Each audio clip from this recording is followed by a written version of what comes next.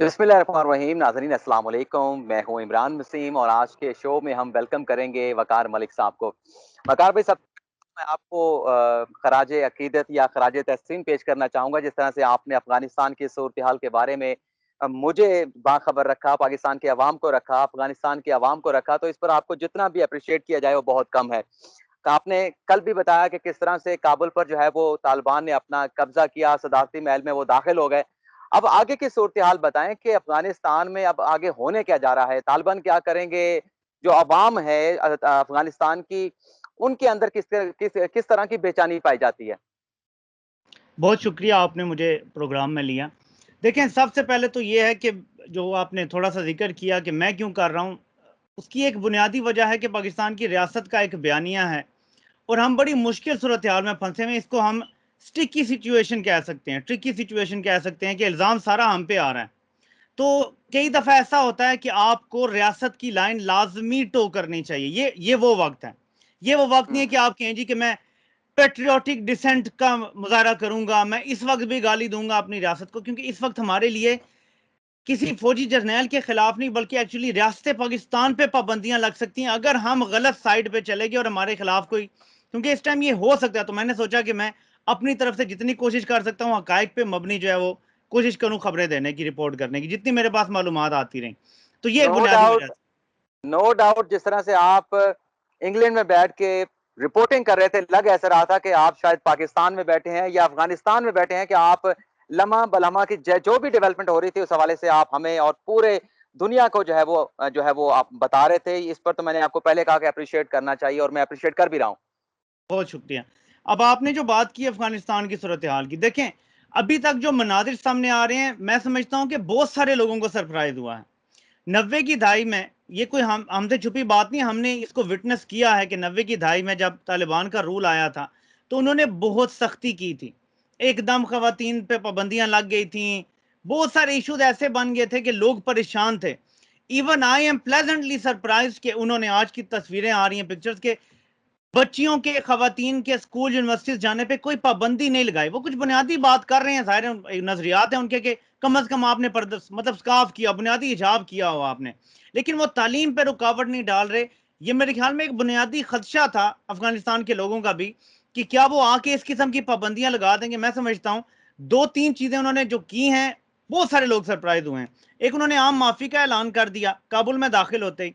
एक भी गोली नहीं चलाई गई और काबुल, यानी आप समझ लें उन्होंने कैपिटल फतह किया है एक भी गोली चलाए बगैर। यानी इस बार उन्होंने पॉलिटिकल सेटलमेंट का रास्ता अपनाया है, डायलॉग के जरिए वॉरलॉर्ड्स के साथ डायलॉग किए हैं, जितने इन्फ्लुएंशियल से उनसे डायलॉग करके उनका असर और रसूख इस्तेमाल करवा के हथियार डलवाए हैं। ये तरीका बड़ा जबरदस्त रहा है उनका, कि दुनिया को ये मौका नहीं मिला कि यार देखो, ये इंसानी हकूक की खिलाफ वर्जी कर रहे हैं, ये गले काट रहे हैं लोगों के, या खवातीन और बच्चों पे ऊपर जुल्म कर रहे हैं। कोई एक भी वीडियो देखेंगे, सोशल मीडिया का जमाना है, कोई एक भी वीडियो या पिक्चर ऐसी नहीं आई जहां पे ऐसा कोई जुल्म आपने देखा हो। आजकल नहीं छुपाया जा सकता। तो इसका मतलब है कि इस दफा जो उनका कंडक्ट है अफगानिस्तान के अंदर, वो बड़ा मुख्तलिफ है। जो पैनिक हमें नजर आ रहा है काबुल में, और आपने पिक्चर देखी होंगी, मैंने भी अपनी वीडियो भी अपलोड की है, जहाजों से लटके हुए लोग हैं काबुल एयरपोर्ट पे, आप देख रहे हैं पैनिक वहां पे। उसकी वजह क्या? उसकी वजह बुनियादी तौर पे है कि लोगों ने पैनिक क्रिएट किया जब तालिबान दाखिल हुए। तो जो मीडिया था, इंटरनेशनल मीडिया था, पाकिस्तान में भी खूनी लिबरल्स लगे हुए कि बस अब तो सबके गले कटने वाले हैं, अब तो कोई भी नहीं बचेगा, अब तो इन्होंने औरतों को बस शादियां करके साथ ले जाना है, मालिक गनीमत समझ के, छोटी छोटी बच्चियों को ये उठा के ले जाएंगे। एक भी ऐसा वाकया एक्चुअली नहीं हुआ, लेकिन इसकी वजह से पैनिक बटन दब गया। उस पैनिक की वजह से लोग भागे एयरपोर्ट की तरफ, और बहुत सारे वो लोग जो ये समझते हैं कि उनके नजरियात भी शायद तालिबान से नहीं मिलते, वो डर गए कि पता नहीं हमारा अंजाम क्या होगा, जबकि तालिबान आम माफी का ऐलान कर चुके हैं। सूरत हाल बिगाड़ने में मगरबी मीडिया और खूनी लिबरल्स का बहुत बड़ा किरदार है। मैं देख रहा था अभी, यानी दिल दहला देने वाले मनाजिर हैं कि जहाजों से लोग बाहर की तरफ बैठे हुए हैं, जो परों के साथ थोड़ी थोड़ी जगह होती है बनी हुई, वहां बैठे हैं, वो ऊपर से गिर रहे हैं, जहाज ऊपर जा रहा है और वो नीचे गिर रहे हैं। मतलब कितने लोगों को मारेंगे? और अमेरिकी फौज जिसके साथ ये लोग खड़े थे, वो कुत्तों को तो रिजर्व सीट पे लेके जा रहे हैं। अफगान अवाम को, जब जितने भी उनके साथ खड़े थे, उनको छोड़ गए नीचे। कोई जहाज मतलब गुजर रहा है उनके बीच में, ऐसे कुचलना है नहीं कुचलना, ऊपर जा रहा है, लोग जहाज से गिर रहे हैं।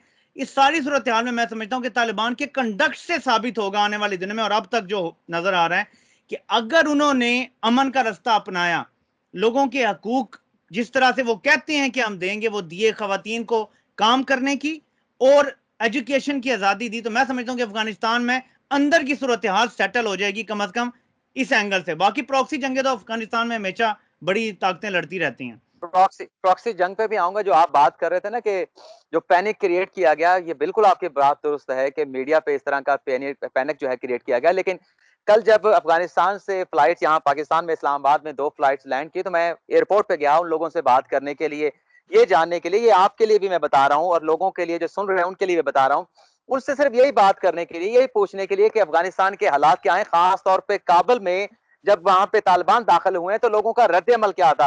तो मोस्टली मैंने जो लोगों से बात की तो लोगों का ये कहना था पैनिक जो है वो सिर्फ अशराफिया में है। हर माशरे में तबकात होते हैं, अशराफिया होते हैं, गरीब लोग होते हैं। तो जिन लोगों से मैंने बात की वो ज्यादातर ये कह रहे थे जो गरीब आवाम है वो तालिबान का वहां पे इस्तकबाल कर रहे हैं, उन्हें खुश आमदीद कर रहे हैं। लेकिन जो अशराफिया है उन्हें सिर्फ खौफ है कि तालिबान आ गए तो शायद जो उनकी अयाशी लगी हुई थी वो अयाशी खत्म हो जाएगी और उन्हें उसी तरह की एक इस्लामिक जिंदगी गुजारने पे मजबूर किया जाएगा जिस तरह से पहले तालिबान की हुकूमत थी। तो ये रिएक्शन सामने आया। और कल एक और वाकया भी आया, चले वो भी आपके साथ शेयर कर लेते हैं आपके थ्रू अपने नाजरीन से। कल ये रिकॉर्डिंग करते हुए मुझे वहां पे जो सिक्योरिटी वाले थे उन्होंने पकड़ लिया, कहते भाईजान आप यहाँ पे क्या करने आए हैं। तो मुझे उन्होंने बड़ा घुमाया फिरा, लेकिन बाद में खैर उन्होंने मुझे जाने दिया। अगली बात जो आपसे मैंने वकार भाई पूछनी है, सुबह जो आपने वीडियो की उसमें आपने एक हिंट दिया कि नाकाम होकर अमेरिका यहां से चला गया, उनकी फोर्सेज चली गई, नेटो की फोर्सेज चली गई। अब वो अपनी नाकामी का बदला प्रॉक्सी वॉर्स के जरिए अफगानिस्तान से लेंगे या किसी और से भी लेंगे जिनको वो टारगेट करना चाहते हैं, चाइना से या पाकिस्तान से, और वो दाइश को वहां पे जो है वो मजबूत करेंगे, उनको फैसिलिटेट करेंगे पैसों की तरह से या किसी और अंदाज से असला देके। तो इस पर आपका ये कमेंट जो है कि प्रॉक्सी वार लड़ी जाएगी, क्यों क्यों समझते हैं कि अमेरिका अभी भी वहां पर दखल अंदाजी अपनी जारी रखेगा। देखिए, अमेरिका को एक बात तो पता है कि उसका अब दुश्मन जो है वो चाइना है, नंबर 1।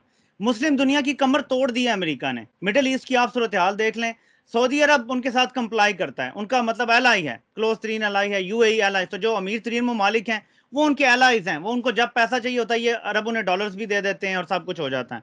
तो मुसलमानों की बुनियादी तौर पर कमर तोड़ दी अमेरिका ने। अब एनिमी है चाइना, पहले रूस था, सोवियत यूनियन था, जब ये इकट्ठा था बहुत बड़ा था अमेरिका के लिए, ये बहुत बड़ी मतलब खतरा बन गया था, उसे तोड़ दिया गया। उसके बाद आगे हम यहाँ पे मुसलमानों की कमर तोड़ दी गई अगले 20 सालों में। अब चाइना ही वाहिद अमेरिका के रास्ते की रुकावट है। अगर बीआरआई, सी पैक तो उसका एक हिस्सा है ना, बीआरआई को अगर अमेरिका नहीं सबूताज करता, और अमेरिका की एक ही पॉलिसी है और अब वो ज्यादा उस पर अमल करेगा। जिस तरह आपको पता है कि चाइना को अपने कुछ इस साइड पे बॉर्डर के जो इलाके हैं वहां से दहशतगर्दी का भी उन्हें हमेशा से खतरा रहा है।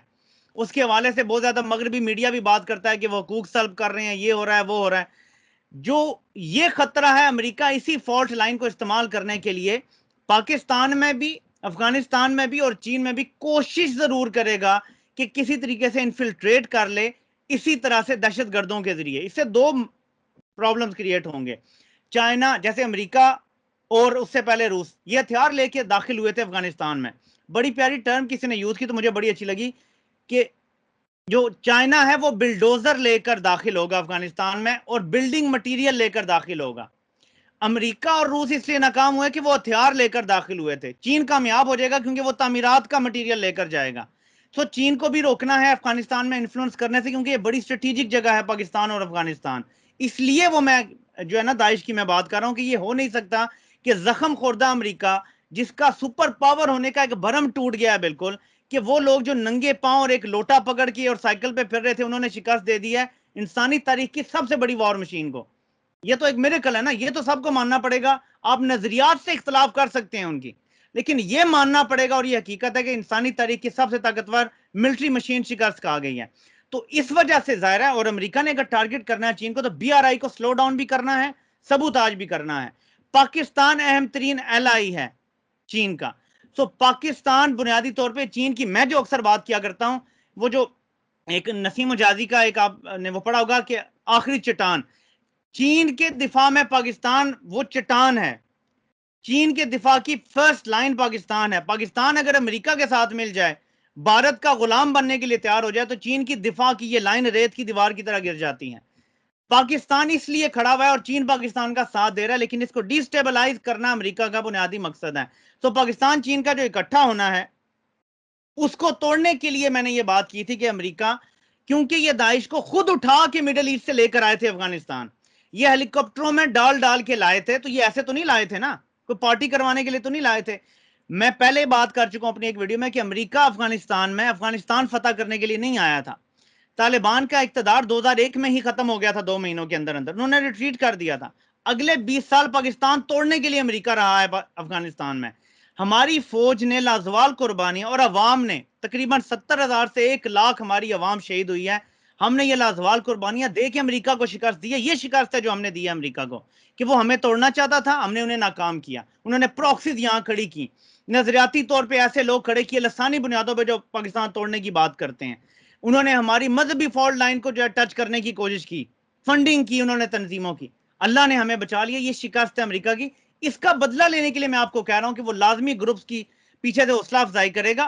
वो लाजमी कोशिश करेगा किसी किसी तरीके से ये इन्फ्लक्स चाइना में भी करने की कोशिश हो, पाकिस्तान में भी हो, ताकि सुकून और अमन इस खित्ते को नसीब ना हो। लेकिन मैं अब आपको अपना ज़ाती तजजिया दे रहा हूं कि अमेरिका सिर्फ अफगानिस्तान से नहीं गया, अमेरिका का बोरिया बिस्तरा इस पूरे खित्ते से गोल कर दिया गया। और चीन और रूस बहुत जल्द अमेरिका को नेक्स्ट सरप्राइज देंगे कि शायद तालिबान की हुकूमत को सबसे पहले ये 2 ममालिक तस्लीम करेंगे। क्या जो आपने बात की कि अमेरिका अब पाकिस्तान के खिलाफ साजिश करेगा, चीन के खिलाफ साजिश करेगा, क्योंकि उसकी जो थ्रेट है वो सबसे बड़ी तो चाइना से है।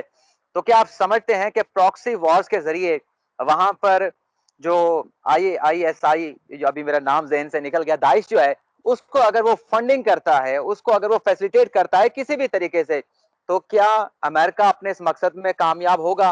क्या इस दाइश से मुस्तकबिल में खुद अमेरिका को खतरा नहीं होगा? क्योंकि अगर आप शरपसंदों को फंड करेंगे, पैसा देंगे, डॉलर देंगे, असला देंगे, तो एक वक्त आएगा कि वो आपका गिरेबान भी पकड़ेंगे, आपकी जो गर्दन है, आपकी जो आंखें हैं, वो आपकी भी नोच लेंगे। देखिए अमेरिका की तो यही हिस्ट्री रही है। इन्होंने क्या किया, वो लोग जिन्हें ये कहते थे कि ये हमारे आज़ादी के मुजाहिदों के बराबर हैं, उसामा बिन लादेन इनका वॉर हीरो था। इनके अखबारों की हेडलाइन में देख रहा था पुरानी निकाल के 90s की, उसामा बिन लादेन की बड़ी तस्वीर थी मेन अखबार पे और लिखा हुआ था कि ये हीरो हमारा वापस आ रहा है और अब अगली प्लानिंग कर रहा है।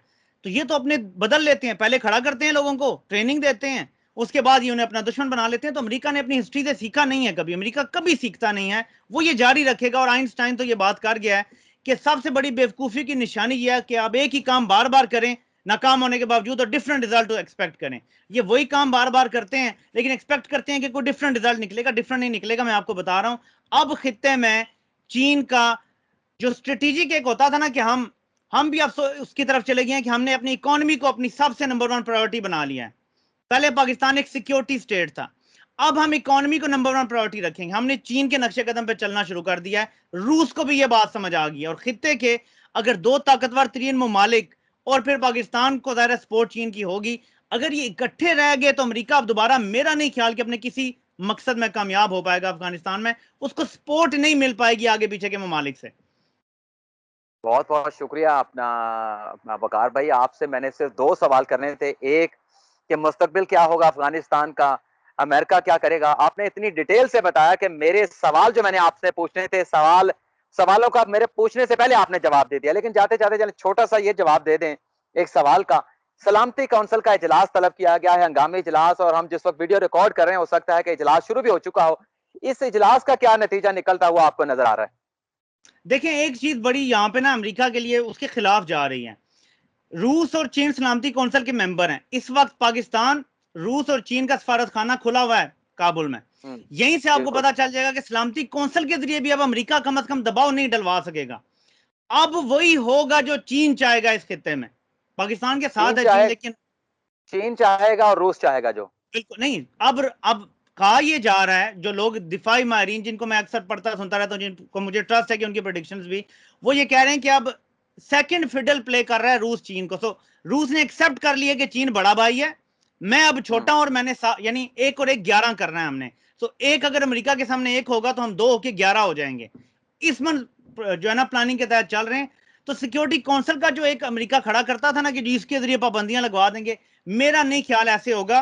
तालिबान को जो सबसे बड़ा अभी फायदा होने जा रहा है वो ये है कि ईरान की अमेरिका के साथ कोई अभी फिलहाल डील नजर नहीं आ रही। तो उन्हें तेल और गैस की सप्लाई का इशू नहीं होगा। चीन रीबिल्डिंग के लिए तैयार है, तो अमेरिका की पाबंदियों का यहाँ पे भी कोई असर नहीं होगा। सो अभी तालिबान बहुत सिक्योर है, कम अज कम जो मैं उन्हें नियर फ्यूचर में देख रहा हूँ। लॉन्ग टर्म में तो प्रॉब्लम्स खड़े हो सकते हैं। मेरे ख्याल चारों बॉर्डर से वो अपनी तरफ से मुकम्मल तौर पे महफूज हैं। पाकिस्तान हो, चाहे चाइना हो, रशिया हो, ईरान हो, तो उनके लिए कोई खतरा नहीं। लेकिन आपके साथ जाते-जाते हुए मैं इतना ही कहूँगा, वक़ार भाई आई लव यू। यकीन जाने के अफ़गान इश्यूज़ के ऊपर आपको सुन के इतना मज़ा आता था ना, कि मैंने सोचा था कि काबुल पे जिस दिन तालिबान ने कब्ज़ा कर लिया, अपनी हुकूमत का वो ऐलान करेंगे, तो मैं आपका इंटरव्यू लूँगा। और आज आपने वक़्त भी दिया, आपके वक़्त देने का भी शुक्रिया। और एक मरतबा फिर आपको ख़राज तहसीन पेश करता हूँ कि आपने बड़े ज़बरदस्त अंदाज़ में इस इश्यू के ऊपर रिपोर्टिंग की है और मैं आपका मदाह हो गया हूँ। बहुत-बहुत शुक्रिया, बड़ी ऑनर की बात है मेरे लिए। बहुत शुक्रिया, बहुत शुक्रिया। मेरे लिए भी ऑनर की बात है कि मैंने आपके व्लॉग्स भी देखे और आपने मुझे वक़्त भी दिया, इस इश्यू के ऊपर वक़्त भी दिया, ये भी मेरे लिए भी ऑनर की बात है। बहुत शुक्रिया आपका। बहुत शुक्रिया।